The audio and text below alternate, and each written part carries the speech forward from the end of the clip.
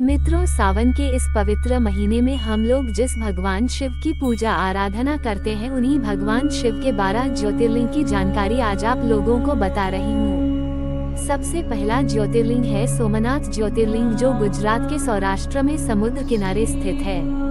इस मंदिर की स्थापना चंद्र देव ने की थी। माना जाता है कि इस क्षेत्र में चंद्र देव ने शिव जी को प्रसन्न करने के लिए तप किया था।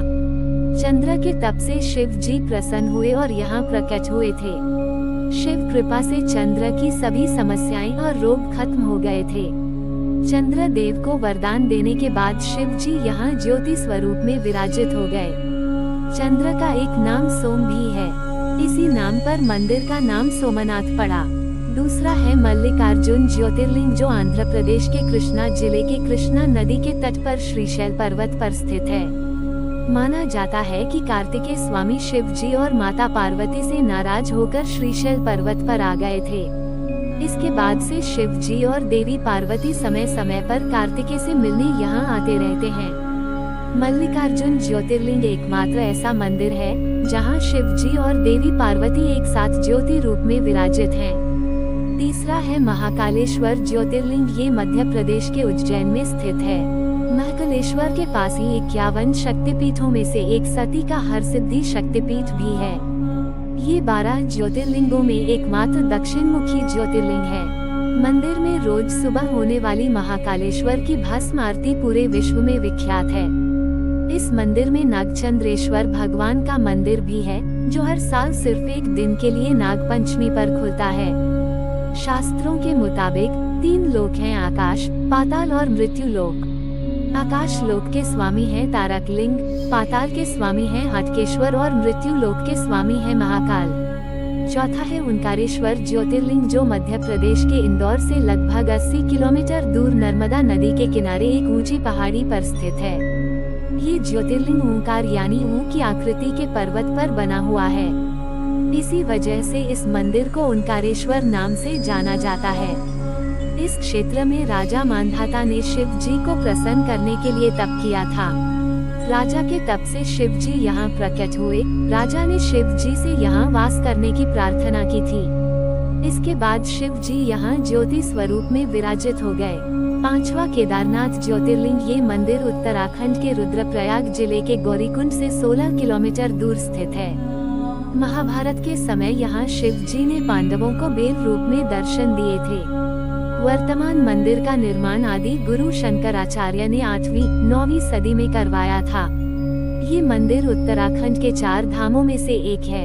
मंदिर समुद्र तल से करीब 3583 मीटर की ऊंचाई पर है। ये मंदिर हिमालय क्षेत्र में है, इस कारण शीत ऋतु के दिनों में यह मंदिर बंद रहता है। छठा है भीमाशंकर ज्योतिर्लिंग, यह मंदिर महाराष्ट्र के पुणे जिले के सह्याद्री पर्वत पर स्थित है। यहाँ बहने वाली नदी का नाम भीमा नदी है। भीमाशंकर को मोटेश्वर महादेव के नाम से भी जाना जाता है। त्रेतायुग से जुड़ी मान्यता है। रावण के भाई कुंभकर्ण का एक पुत्र था भीम। जब श्री राम ने कुंभकर्ण और रावण का वध कर दिया, तब कुंभकर्ण पुत्र भीम श्री राम और विष्णु जी को शत्रु मानने लगा था।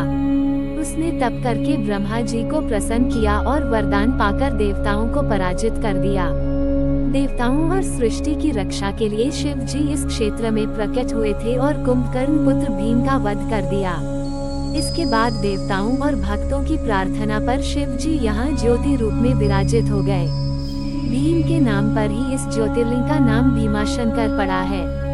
7वां काशी विश्वनाथ ज्योतिर्लिंग, उत्तर प्रदेश के वाराणसी यानी काशी में स्थित है यह मंदिर। यहाँ महादेव के साथ ही देवी पार्वती भी विराजित हैं। माना जाता है कि इस पौराणिक नगरी की रक्षा स्वयं शिव जी करते हैं। कलियुग के अंत में जब प्रलय आएगा, तब भी काशी विश्वनाथ सुरक्षित रहेगा। विश्वनाथ का अर्थ है पूरे विश्व के स्वामी। यहाँ देवर्षि नारद के साथ ही अन्य सभी देवी देवताओं ने भी शिव जी की पूजा की थी। 8वां त्रयंबकेश्वर ज्योतिर्लिंग, जो महाराष्ट्र के नासिक जिले में स्थित है। मंदिर के पास है ब्रह्मगिरी पर्वत है, जहाँ से गोदावरी नदी बहती है। त्रयंबकेश्वर शिवलिंग में ब्रह्मा, विष्णु और महेश तीनों देवता एक साथ विराजित हैं। यहाँ तीनों देवों की पूजा एक साथ होती है। इस क्षेत्र में गौतम ऋषि ने शिव जी को प्रसन्न करने के लिए तप किया था। गौतम ऋषि की तपस्या से प्रसन्न होकर शिव जी प्रकट हुए थे। तब से ही शिव जी यहाँ ज्योति स्वरूप में विराजमान हैं। 9वां वैद्यनाथ ज्योतिर्लिंग। यह मंदिर झारखंड के देवघर में स्थित है। रावण से जुड़ी कथा है। रावण ने हिमालय क्षेत्र में शिवलिंग बनाकर तप किया था। तब से शिव जी प्रसन्न होकर प्रकट हुए। रावण ने अपनी इच्छा बताई कि वो ये शिवलिंग लंका में स्थापित करना चाहता है। शिव जी ने रावण की इच्छा पूरी होने का वरदान दिया, लेकिन ये भी कहा कि रास्ते में तुम ये शिवलिंग जहाँ रख दोगे, शिवलिंग वहीं स्थापित हो जाएगा। रावण शिवलिंग उठाकर लंका ले जा रहा था, तभी रास्ते में उसने गलती से शिवलिंग नीचे रख दिया। इसके बाद शिवलिंग वहीं स्थापित हो गया। ये शिवलिंग बैद्यनाथ के नाम से प्रसिद्ध हुआ।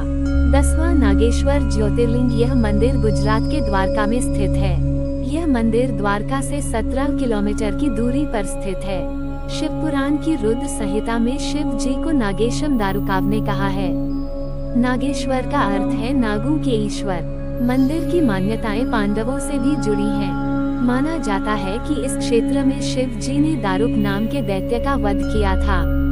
11वां रामेश्वरम ज्योतिर्लिंग। ये ज्योतिर्लिंग तमिलनाडु के रामनाथपुरम में समुद्र किनारे स्थित है। श्री रामचंद्र जी रावण वध के बाद लंका से अयोध्या जा रहे थे। उस समय श्री राम लंका से समुद्र पार करके दक्षिण भारत में समुद्र किनारे पहुँचे और उन्होंने यहाँ बालू से शिवलिंग बनाकर पूजा की थी। बाद में यही बालू का शिवलिंग वज्र के समान हो गया।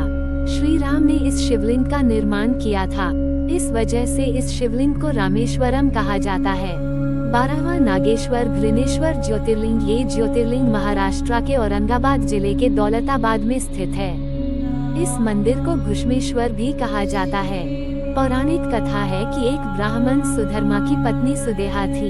इनकी कोई संतान नहीं थी, इसलिए सुदेहा ने अपनी छोटी बहन घुष्मा का विवाह अपने पति सुधर्मा से करवा दिया। घुष्मा शिव जी की परम भक्त थी। विवाह के बाद उसे पुत्र की प्राप्ति हुई। अपनी बहन के यहाँ पुत्र होने से सुदेहा घुष्मा से जलने लगी थी।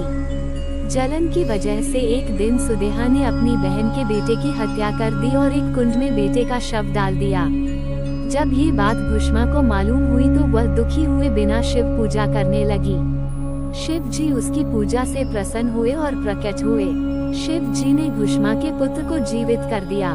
घुष्मा ने शिव जी से प्रार्थना की थी कि अब से वे यहीं विराजमान रहें। भक्त की इच्छा पूरी करने के लिए शिव जी यहाँ ज्योति रूप में विराजित हो गए। घुष्मा के नाम पर ही मंदिर का नाम घुश्मेश्वर पड़ा। इस साल सावन का अधिक मास भी है। ये महीना 31 अगस्त की सुबह करीब 7 बजे तक रहेगा। इसके बाद भाद्रपद मास शुरू होगा। इस कारण 30 अगस्त को ही रक्षा बंधन मनाया जाएगा। सावन में शिव जी के 12 ज्योतिर्लिंगों के दर्शन और पूजन करने की परंपरा है। जो लोग ज्योतिर्लिंगों के दर्शन नहीं कर पा रहे हैं, उन्हें अपने घर के आसपास ही किसी शिव मंदिर में 12 ज्योतिर्लिंग के मंत्र का जप करते हुए पूजन करना चाहिए। मंत्र इस प्रकार है। सौराष्ट्रे सोमनाथ च श्रीशैले मल्लिकार्जुनम, उज्जयिन्या महाकालमोकार ममलेश्वरम, परल्या वैजनाथ च डाकियन्या भीमशंकरम, सेतुबंधे तु रामेशम नागेशम दारुकावने, वाराणस्या तु विश्वेशम त्र्यंबकम गौतमी तटे, हिमालये तु केदार धृष्णेशम च शिवालये, अतानि ज्योतिर्लिंगानि सायं प्रातः पठेन्नरः, सप्तजन्कृत पापम स्मरेन विनश्यति। इस 12 ज्योतिर्लिंग मंत्र में सभी 12 ज्योतिर्लिंगों के नाम हैं।